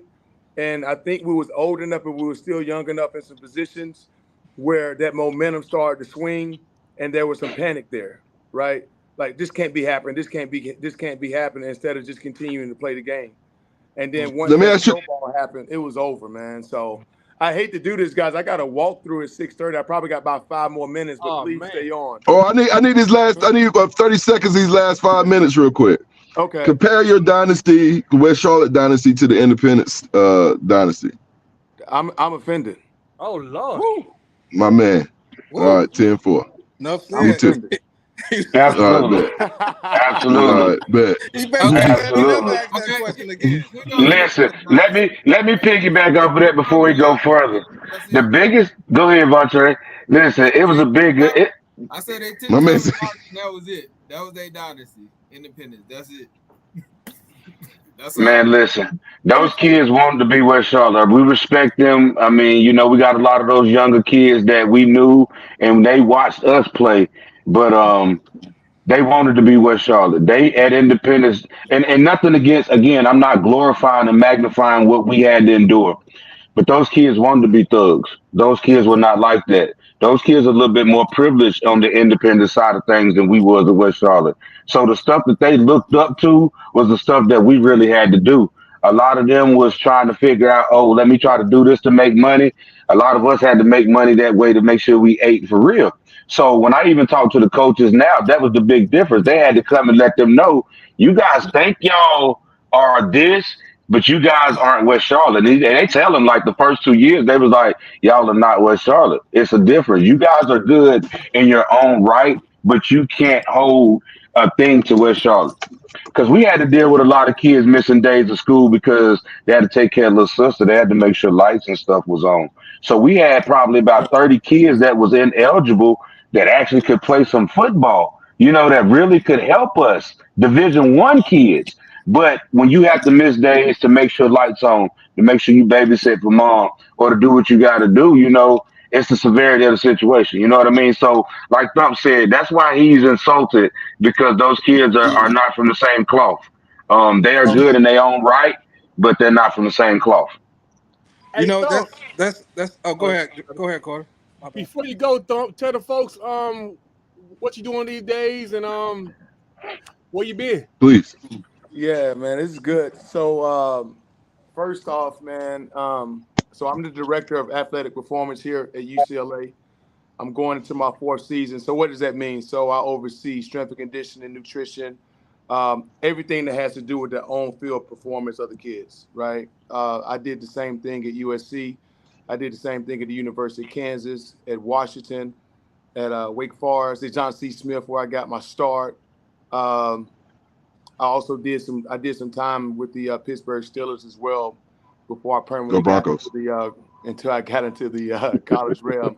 So that's where I am right now. I'm at UCLA right now. We got to walk through in the next 5 minutes, but I think more than anything, and I think what everybody would be proud of, and obviously I'm proud of everybody here, is that, man, I've been married 16 years, right, to my wife, who I've been with since middle school, darn near. We Beautiful got thing. 3 kids. You know what I mean? Congratulations, bro. Promote that good marriage, man. Promote it. We Yeah, need that. yeah. We Beautiful got thing. 3 kids. Peyton 16. He's a running back slot type guy. He reminds me of Rabbit, actually. He's a fast mother freaker, man. He can straight out fly. I got a 12-year-old daughter who does soccer and she does volleyball as well and track. And then I got my youngest son, Storm. He's 10 years old and he does basketball, baseball, track. So out of everything that, we've had a chance to do, it's good to see your kids kind of go through this whole thing and get to reminisce on the old days. But out of everything, man, that's what I'm more proud of, to be married for 16 years and have a great wife to kind of be through this journey with me. And she's the real superstar in this whole deal. And obviously, I had to get a chance to work with some people who believe in me. Coach Deshaun Foster, who's another Charlotte native, right? He's our head coach. He's our head coach here at UCLA. He was our running backs coach, and Coach Chip Kelly hired me. So I've been fortunate, man. I played for Mike Shanahan. I played for Lovie Smith. I played for Steve Mariucci. But I've had a chance to work side by side with Chip Kelly and now with Deshaun Foster. I've been with Coach Sarkisian. I've been with a lot of guys. I've been with Les You have Miles. Eric Bieniemy now too, right? Eric Bieniemy is in the building, man. So I get a chance to see a lot of football, man. A lot of football. Hey, man. Well, Awesome, man. Take your time out to come Thank on you. here, man. Yeah, absolutely. Be blessed. Go Bruins. Thank you. And don't be a stranger, man. We all welcome on our show for sure. This made my day, man. It was good to see you, Rabbit. I ain't seen Rabbit since Keep in contact. Carolina. It's What great. It's was good I to think see the you Shrine too. Bowl, wasn't it? Yeah, it was Shrine Bowl. Shrine Bowl. Yeah. But But man, remember, we played Syracuse played Carolina. oh at yeah, Carolina. So yeah. I seen you there. Yeah, I remember that. Yeah, that's right. Coach Denson, it's good to see you. Everybody, man. Obviously, B Long is nothing but love. Me and B Long used to work out together. But everybody, man. But we love you guys. We always loved and respected you guys. I'm glad we had a chance to get on this phone and talk about the glory days. Now we can continue to tell our kids, but most importantly, man, let's love on our babies, man, and encourage our community and do the right thing. For sure. Blessing. Peace out, brother. Absolutely. Love you guys. Absolutely. I'll call you, brother. Have a good one. And clap it up for Thornton right quick, you guys. Yeah. For sure. All right, so we basically got through the 97 game. Anybody talking about the 98 game? Yeah. Vontae Long destroyed me one time. We did. And what that was played at Memorial Stadium, wasn't it? Game. Yeah, the first game. The first one? Week 2. 14-7. 14-0. 0. Yeah, we donut y'all. We gave y'all donut that one. Vontae Long destroyed What you me. had like a 98-yard touchdown, 99 again that game? Yeah. Yeah. You know what was crazy? What's funny is before that, when Aaron Sight had got the interception, I was mad. I was like furious. I was like, Sight, if you dropped the ball, we would have had it like at the 50-yard line. Why did you intercept it? I was like furious, mad. And then, the next when we got on offense, 98 yards later, right? Hey, but that lets you know the type of game it is. When you got two games like that where it has to go the distance, you got to get a 98-yard, a 99-yard touchdown. Like, that's one of those type of games. Because it wasn't like, I can get it any kind of way. I can just do my thing. It was like a punch, knock down, get up, punch, knock down, get up, and boom. That one play, it made a difference in the games. One play here and there made a difference in the game. The ball to Rabbit. It seems like. Did nobody tell them to do that? Did nobody tell their ass to do that, man? Hey, he the only one that had a legitimate shot, right? If you didn't get him before he started, ain't no catch. You can forget about it. Listen, if y'all don't kick or y'all don't punt, a lot of these games is totally different. Man, kick it out of bounds. I just don't understand. This actually was a handoff. There was a handoff in the end zone. He went 98 yards on. That right there shows you, though, what those defenses were like on those. We talk about all this offense stuff. That shows you what those two defenses were like. Oh, there were some monsters on defense. In either year you want to talk about, on either team you want to talk about, the two defenses right there were, top notch. From top to bottom, too. And I gotta find that clip, and man, on that delayed draw, I watched this shit from Monday to Thursday. This delayed draw, and I knew Rabbit was gonna get it. And I'm like, he's standing here. I done beat this double team for once. They've been double teaming me and cutting me all day. I finally beat it. And when when Brad dropped this shit down and he took off, all you seen in that observer was my hand going back like this and his ass going that way. It was like, oh man. Listen, they had that paper. I remember that. I think I remember They had that. Listen, dude. Well, y'all prep. Let me ask you guys something. Go ahead, Brad. I'm sorry. No, you good. Go ahead. Oh, I want to ask what y'all, when y'all prep for y'all watching film and everything, who are y'all prepping for? Like, were y'all just prepping for anything in particular? Or y'all just prepping for, did y'all run a scout team? Like, I know you went to Central, so like we did in college and everyone else does. And you have people wear certain jerseys to mimic people. How did y'all prep going into that game on defense? Go ahead, V Long. You can answer that, bro. I mean, basically just the same. Study their key plays, right? And the key plays and the key players, right? Of course, it was like they had other running backs and and wide receivers, but of course it was like whenever 18 got in the game, you start it, right? Like all eyes where he at to make sure you know where he's at, right? So so that's how you prep for what I'm saying, like a certain team. It was like if he wasn't in the game, what I'm saying, it was like they're hard nosed, banging and whatever. But if he get in the game, it's like, hey, if he on the wide receiver, look for him going deep, or if you get the ball in the backfield, everybody hustling this way, whatever, you know what I'm saying? So that's pretty much how you prep, like we prep for Richmond, right? So Same question, bro, because Rich, go ahead. I'm sorry, my man. You good, man. Trying to duplicate the fastest player that we got in the school to be Mike Waddell at practice. That's the preparation. You know what I mean? Like it's constantly, again, like Vontae said, our preparation was we got to get 11 hats to the ball. If we're not flowing, if we're not moving, we're just not gonna be as successful as we possibly can be, man. And again, that preparation, like Vontae said, not only the plays and the players, but the tendencies.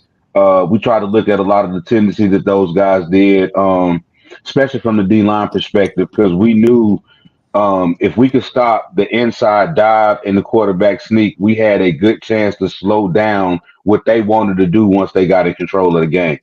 And so trying to put ourselves in a situation, but you can't prepare for how what's my man's name, number 78, Nelson. You can't prepare for how these guys come off and chip and cut. You got one guy push you enough and move to the next man. As soon as you think that's what you're going right down because they're going right to what they're supposed to do. It wasn't like it was an illegal chop block. It was straight up legit. One guy hit you and move on. The other guy come and sweep you. And again, for me, I don't know if that was a game plan, but they was not gonna let 90 get the damn draw. And he went so listen, they was not gonna let me get the quarterback sneak or the draw at all. And I think that, Coach Barnes really prepared well for that, from that perspective. I wasn't there, but I just know how they played me. It was very, and yeah, like you say, the scoop block, that's cool too. You got a little scoop block in, that's perfectly fine because you guys playing for that. You guys playing for it. That's another thing. Those guys in the trenches don't get enough recognition, but Deion Gardner, Brian Nelson, Those guys are players, man. There, those guys, man. Dante Ames. Dante ain't man. Those Oh, Dante Ames, oh man, that's my guy. We played the Shrine Bowl together. Good people. Like their position, there was like they was like the Rabbit, Marcus, the Thumps, the Vontrays. They was stars at their positions. But unfortunately in this game, the guys down in the trenches don't get that much attention or respect. But those guys definitely was players. Just to talk about those guys there a little bit. You see O linemen now, even in high school ranks. They're 6 foot plus, 6'2", 6'3", 6'4", 260 to 3 bills, like it ain't nothing. These cats that were playing O line then, my center was maybe 200 pounds. Trey McNair, maybe 200 pounds at the time. Brian Nelson couldn't have been more than about 240 at the time. Dante Ames couldn't have been more than about, 240? 220? Man, Yeah. 220. You giving Dante weight. Right. That's right. He was fast, though, man. He was so fast. Yes. That's my dog. He was very skilled. He was underrated. Like you were saying, underrated, undersized guy. So a lot of people took that for granted. And, dude, he'd get up under you. The technique those cats played with, dang. You go look at who their O-line coach was, Coach Hag, and then turn around to Coach Hogg, in 98. Yeah, so the best offensive line coaches ever. Yeah. You know how that goes. Yeah, if I can give an example, just to jump off subject, but our senior year state championship game when Marcus had that long run, not Dante, but Sean Crumpton, he was down 40 yards to the 50-yard, 50-yard line blocking. Seriously, crazy blocking downfield. Crazy. Crazy. So Brad, I was going to ask you this. those guys made a lot of the plays that we made. They made it easy for us, man. Really. I Brad, don't know who before I was got gifted, kicked but off, them guys made it easy for us. that's beautiful, man. And I love getting the big man credit, Hogs honor our great strength. So I love giving those big man credit, for sure. Yeah, they deserve it. Before I got knocked off, I wanted to ask Brad, and I don't know if his question was asked, how was it preparing for that game too? Because, it's a lot of X's and O's, at Richmond. I would say like one of the biggest things is drawing up the same plays, but making it look different, or blocking different, or the schemes different. How was the preparation going in against those guys that week? Well, I mean, obviously there was a lot of media attention around it. You'd have reporters coming to games, so we knew the importance of it, and we knew what was at stake, and we knew more than likely this was, no disrespect to any other team out there, but this was probably the best two teams in the state squaring off again, in the playoffs again. It's crazy. And at that, it's the third round. It's not even like it's a semifinal game. You're talking quarterfinal games. But whoever wins that game wins the state probably. Right, and I do remember Barnes talking about, to me especially, take care of the football. Take care of the football. And one thing that I even tell kids, especially my quarterbacks now, you don't have to win the game, but don't go lose it. Right. And by that means just get the ball to these guys that go. Know where the ball's supposed to go to, and get it to them and let them go. Man, I wasn't that good. I was smart, but I wasn't that good of a player. But I had some dang good ones around me, and I knew daggum good well how to get it to them. And they make you look good. It's just like what Rabbit talked about, with the O-line. Them guys down there in the trenches, doing all that work. They're special players. Rabbit, Marcus, Michael Green. You got them running around in the backfield. They're special. But the big donkeys up front, man, they made it happen. And but as far as that game plan, I don't remember a lot about the game plan, but I do vividly remember, Barnes said, take care of the football. Don't try to go win the game. Just don't lose it. Brad, I want to pick it. What I can say about it is that Barnes was a genius, because Coach Barnes was always mindful that, for instance, and this, I'm not trying to give myself credit, but when people prepare for me, he was always mindful. So therefore, he'll throw a wrench in and put me somewhere. Just like when he put me at receiver, or in the state championship game, he told me, like, look, you're gonna be a decoy. When I was at receiver and motion, and so he was always a genius at putting a wrench in, or off throwing a wrench in the game plan to make it harder for our opponents. Because though I got a lot of attention, man, Marcus, Michael Green, those guys was just as dangerous. So a lot of respect to Coach Barnes, because he was a mastermind in game planning. Hey, Vaughn, do me a favor and name some of the guys on that 98 defense, man. Ooh. Mute. Oh, Man, okay. Man. At the 8 technique, you got my dog, rest in peace, Darcy Davis. Oh, at the 3 technique, you got my man Jeremy Barnes, big Fluffy. At the shade, you got arguably the best inside interior lineman ever, from Richmond, besides his cousin Brian and my man Anthony Black Quick. He's a monster. My weak side linebacker was Shemaine. Hey man, can I stop you? Rooster. Right, man, let me tell you something. Let me tell you something about Shemaine. Man, Shemaine, that was the most athletic dude I ever seen. Like that dude, man. Yeah, bro. That dude was incredible, man. Still can do that stuff. That dude was a straight out beast. And he's 300 pounds now. Crazy. Still can do it. But go ahead, Vaughn. I didn't mean this. In the middle, you got a guy that came from Brad's side of the ball playing guard and became a tenacious run stopper. My man Lane Harris. Nuts. My boy Nuts. And you got Brick on the strong side. Elizabeth, what's up? Vegas. Then you got Tay out on one end. You got my man underrated Dwayne Bloomfield. Bloom dog. If he put his hands on you, Oh. he locking you up. Hey, that's another one. Like Bloomfield, probably the smallest man on the field. Ain't said 3 Don't words. get enough credit, but that dude, he's straight technique. He's fundamental, and will lock you down. He don't get enough credit, but Dwayne Bloomfield, he was a hell of a player, man. Shout out Bloomfield. You got the killers. You got the killers at safe. You got Marcus at free, and you got Aaron Sykes at strong. That was crazy. I'm gonna tell y'all something. Hitman. A lot of people don't talk about my boy Sykes. Sykes had 10 interceptions as strong safety my junior year. 10. And I seen him slam the big guy from that played right tackle for the Seahawks. Big Sean Locklear. John Locklear. Banged him. And them two safeties would come downhill and hit you, and you couldn't get away from them.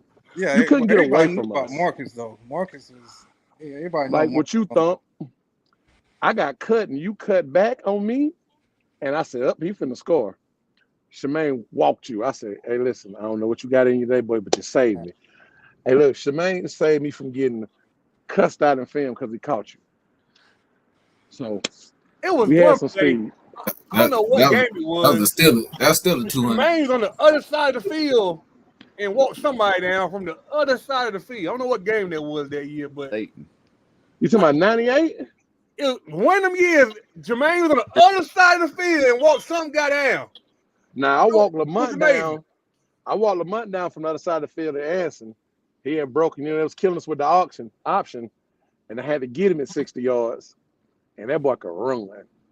He played in the Shrine Bowl with me and Punch. What'd hey, you say? Punch, who are some of the guys on either side of the ball that don't get as much credit as they should?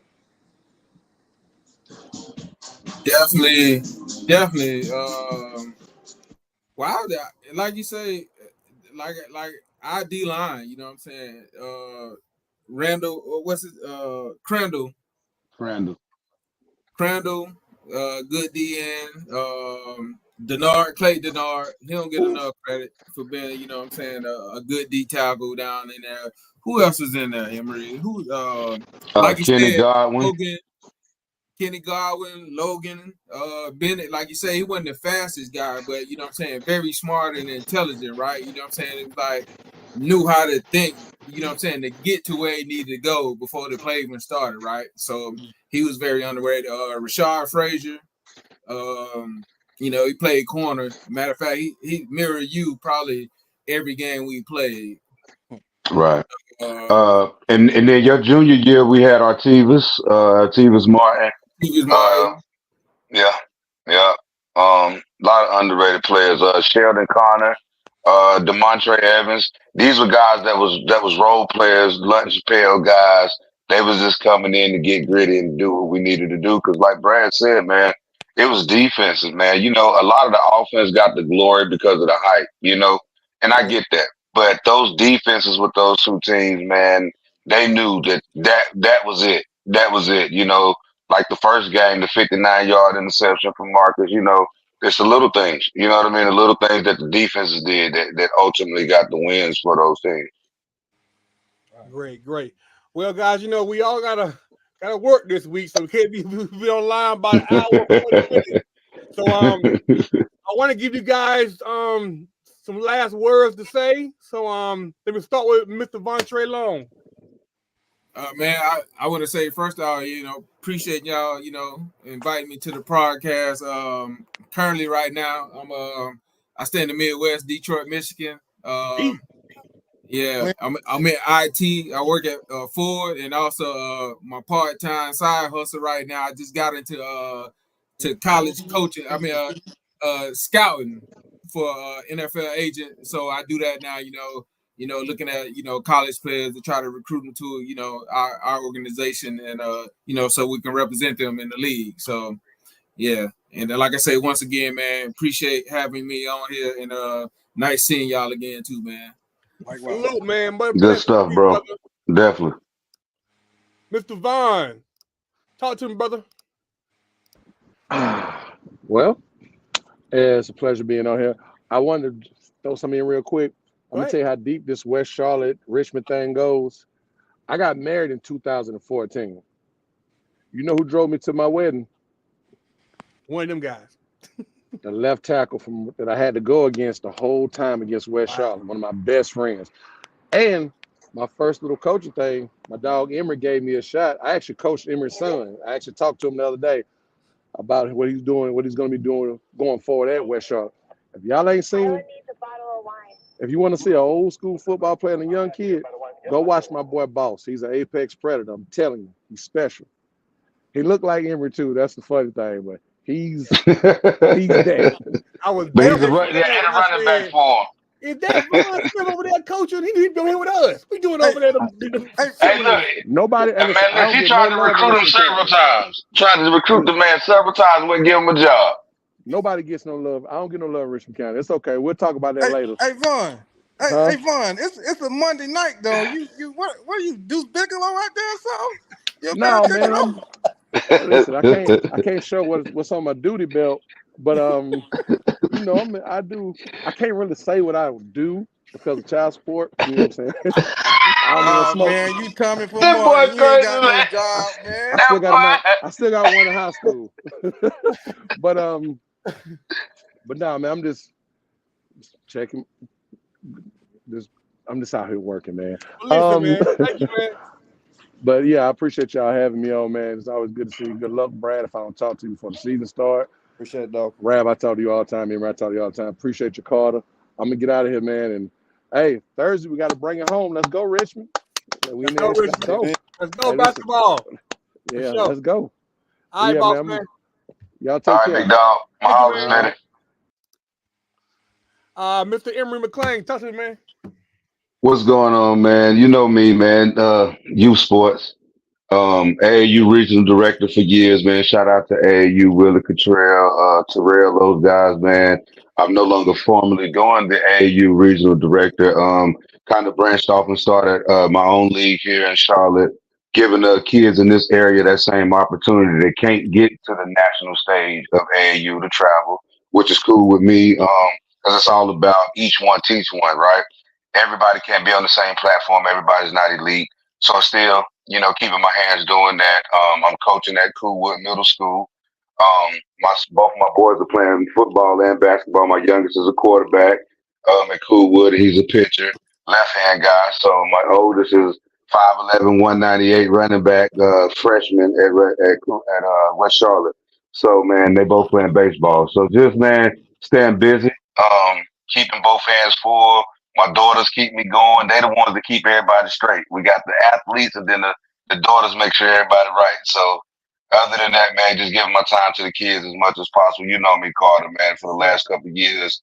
That's something that I've prided myself on, man, making sure that, you know, reaching out to these kids, making sure we do something from not only Richmond, Scotland County, but, you know, we reached all the way to Boone, Wilkes County, things like that, all through North Carolina, South Carolina, man. So just continuously doing that, man, make sure that we provide that better way for the youth, the kids, and make sure when Coach Denson get those type of kids, they know something about what's going on. You know what I mean? For sure. Salute, man. I met Emery through this youth football thing, man. Y'all been A100 with me, man. So shout out to Emery, dog. For sure. I appreciate that, man. Thank y'all. Hey, Rab, man, Denson, Carter, man, I appreciate y'all, man. Definitely, man. We have to do this again. We might have to be live. We might have to all get together live, meet somewhere in between or something, bro. But this is everything, man. So, hey, man, y'all have a blessed one. Glad for y'all having me on, man. Thank y'all. Likewise. Last three amigos. Yeah, if I can say something. Go ahead. And this just for the county. If I can recall, I think it was Vontre, whoever was talking about some of the guys in West Charlotte where they actually had to miss school and practice to take care of their, you know, the loved ones. I really wanted to piggyback off that when he said that, as far as how fortunate we are coming from the county, because it was a community and it wasn't that many. I don't think it was that, or if it ever happened, we all stuck together and people looked out for one another. And if I could, everyone from the county that's watching, let's come together and help Brad and bring that camaraderie back, that rate of football, the community back to where it used to be. Let's gather around him and help him and bring that old Raider magic back. So if we could, let's just do that and support him. And if I don't know how he feels about it, that some of the older players that we look up to, if you guys come to practice, just to show your face and try to influence the young guys and let them know what this Raider football thing is all about. And also be mindful that you can use this as a tool. If you're good enough to go to the next level of college, use that as a tool to better your life. It's the easiest thing you can do. So let's bring that rate of football back. And it's not just football; it's the community. Everybody coming together and helping, like it used to be. Sounds great, man. As always, a legend. Everybody else. Thank you, man. Until next time, definitely a show favorite. Second go around. All right, Rab, man, be blessed. You too. Thanks. Love you Appreciate all. it. Love you, Brad. All right, Brad, I got you on last for a reason. We ain't gonna be on here long. I just wanted to talk and say, congrats on getting the job and everything. You definitely bringing the nostalgic, Raider magic back. Talking about these games that we just talked about today was, some of our glory days for sure. I just want to give you an opportunity to talk to the fans and tell them, some of your ideas or plans for the, from today on as far as the Raider community. Well, first off, I'm overexcited about the opportunity in front of us. I understand what this place is. Understand, what being the head coach here entails. And I also understand what the people of Richmond County want. And I have every intention to help bring that back, but it's not something, just like, what Rabbit said right there, it's not something I can do by myself. Anytime this place has ever been successful, it has involved a lot more than just the football guys, or a lot more than just the staff and the football guys. It's involved this entire place. That's what we are. I really could never see myself coaching somewhere else. It was good for me to get out of it for a couple of years and, really sit back and, I've told a lot of people this, just to get a different perspective. Your eyes get open to a lot of things whenever you are not so caught up in the moment of coaching and the day-to-day grind that it is. It was really good just to be able to show up at practice, watch a little practice. I still watched Huddle at home all the time. It was kind of like my thing at night. To go to a game and be a fan, that was, it really opened my eyes to some things, and it's kind of crazy because I literally would put notes in my phone of things that I saw that, hey man, maybe we could do this if that opportunity ever comes about. I didn't know if it would, but when it did, I'll be the first to tell you it didn't take me very long to reach out to Coach Way and Mr. Butler, and but I remember what I said. I said I don't know what I need to do, but I'm in, and kind of went from there. But speaking of these kids that we've got in that fourth block and third block and all, man, it has, the way they've bought into what I've wanted to do. And I'm weird about certain things now. I mean, I really am. I'm OCD about, what the locker room's going to look like. Even today, today was our first day getting into our new gear for lifting. And that's something that we've never done ever at Richmond that I know of, is dress out in the same gear each day. Every kid in that 4th block class has, the same shirt, the same shorts. And I told the kids today at the end, man, it just, I don't know how you feel about it, but I know what it looks like. And I think it's going to, keep working over, into, just different little things that I'm wanting to do. And like I said, it's not just me. It's going to take a lot of people to make that happen. But I do have some plans for some changes. You'll see some staff changes. You'll see some player changes. You'll see some scheme changes. You'll see some physical changes at the stadium. I'm wanting to bring some things back and create a little bit of buzz and create a little bit of energy and get this thing back to where we were.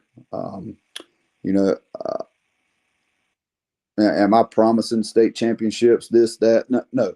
But I promise you this, you're going to have a staff and you're going to have how many ever kids we put in a uniform on a Friday night to do everything we can to get that thing back.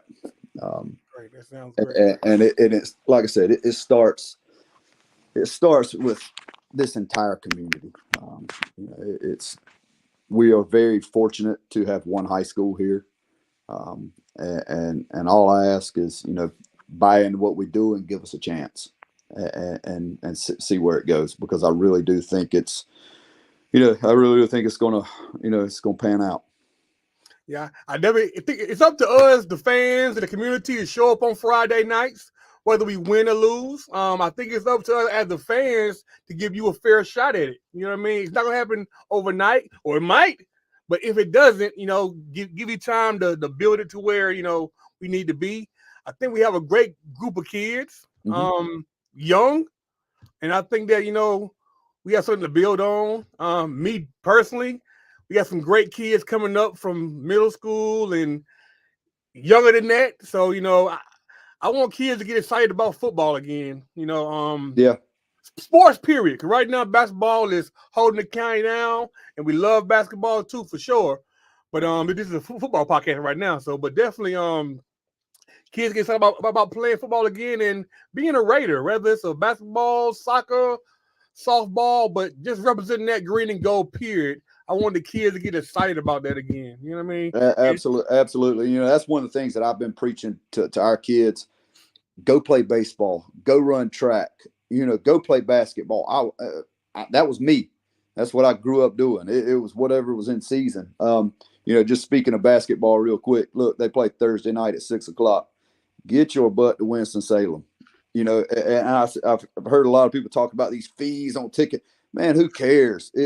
I promise you've blown that amount of money more than once in your life. These kids, it is rare. It is extremely rare for them to be able to play in 2 semifinal games in back-to-back years. Very rare. It's rare.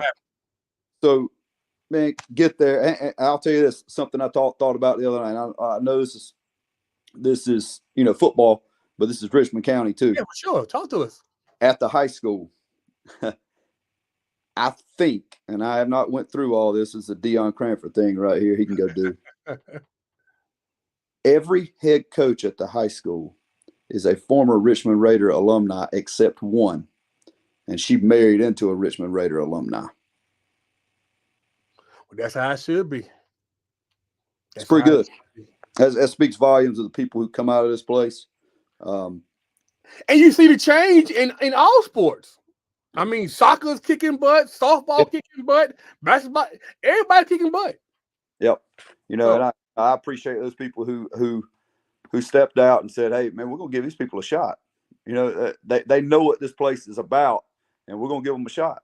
And to those administrators and those people getting to make that decision, we appreciate it. I promise you, and I think I can speak on behalf of all of them that we do appreciate you giving us the opportunity to lead our alma mater. For sure. But listen, Brad, I'm not gonna hold you all night, man. Thank you for supporting my program, which is big to have support of the head man. We're glad to be a feeder program. Support our program also. If you're watching, support our program. Raider Elite Youth. Support any program in the county that has kids involved in it. And let's just get behind the basketball team tomorrow. Get behind the softball team, soccer team, football team, and then let's bring our community together, man. Sounds great to me. Amen. Go cheer on all the sports, man. Go out and check all these teams out. You'd be amazed at what's going on.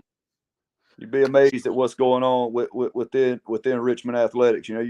All it takes is that one person to speak negative, and everybody wants to jump on that bandwagon. But I'm telling you, get out there in it and go see the positive things that these kids are doing and these coaches. One more last thing. It was hot online the past 2 days.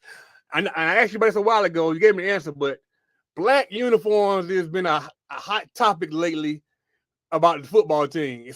Everybody has black ones instead of football team. I'm gonna tell it like I told somebody today. Okay, jerseys are $100. Pants are $100. If we get black jerseys, then that means we got to get another helmet. Helmets are $400. If anybody is willing to pop out about 60 G's for us, we will be glad to get black helmets, black unis. Man, we'll make that diamond pop like all these people have been saying. But if you really think about it, you're looking at about $60,000 to get 100 helmets, 100 pair of pants, 100 jerseys. It adds up. Somebody got it out here. So if anybody out there wants to pop off 60 for us, or a couple of you want to go in there and give 20 a piece, I know the guy I need to call to get them ordered. But until we have a lot of money, I don't foresee that happening with football. Well, I tell you what, our helmet right now does not go with black, and it will not. If I've got anything to say with it, we have another. If we get the winning, that money gonna get the flowing. We got to get the winning. We'll find out. We'll find out August 23rd at 71st. For sure. Let's do our part to win. All right. Thank you, Brad, man. Have a good one, man. Oh man, great show tonight. One of the best shows I think we had, man. But speaking of basketball, before I go, I gotta throw my promo in there. I got basketball shirts online right now. There should be a link at the top of your comment box. A link to this shirt right here, $14.99. All right. Richmond, all right. And this shirt right here also, Raider basketball gold status. All right.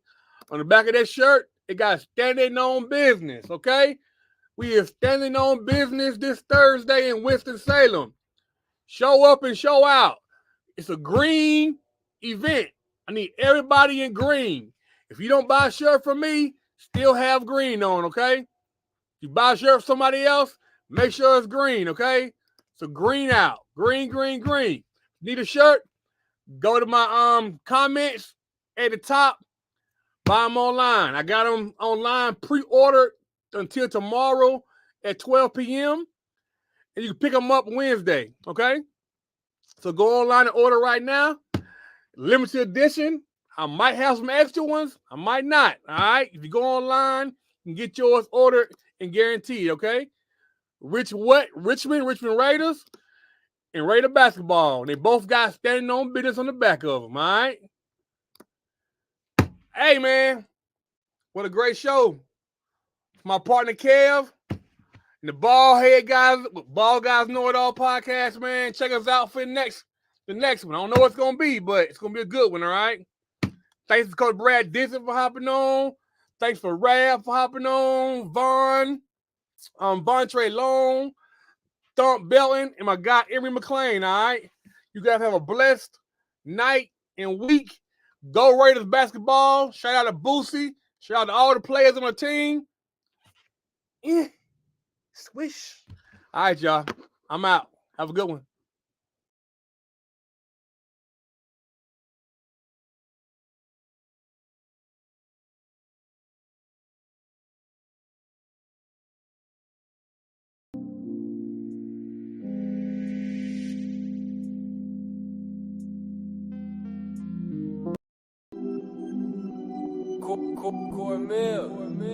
Young Rich.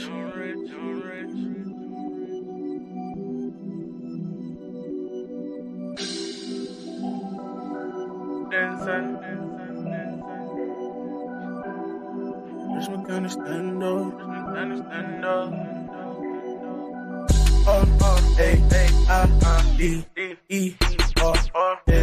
Richmond County.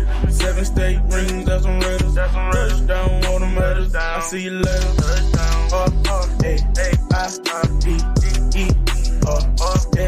Richmond Raiders. 7 state rings, that's some Raiders. Touchdown, all the matters. I see you later. Touchdown.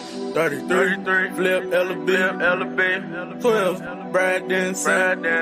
Better go learn about your history. 2008, we made history. State championship rings, we done that. Remember being baller on the run back. LB with the set. Get him. Sorry, stand back on his back. Hit him. Remember Baron Jones flipping in the touchdown. Green kick the ball in the touchdown. Yeah, it's gone. Caleb Hood go deep. Psych Bobby with the screen. Lil Cyrus hit him with a juke. CJ coming, what you gonna do? Jaheim just got the ball. Touchdown. We done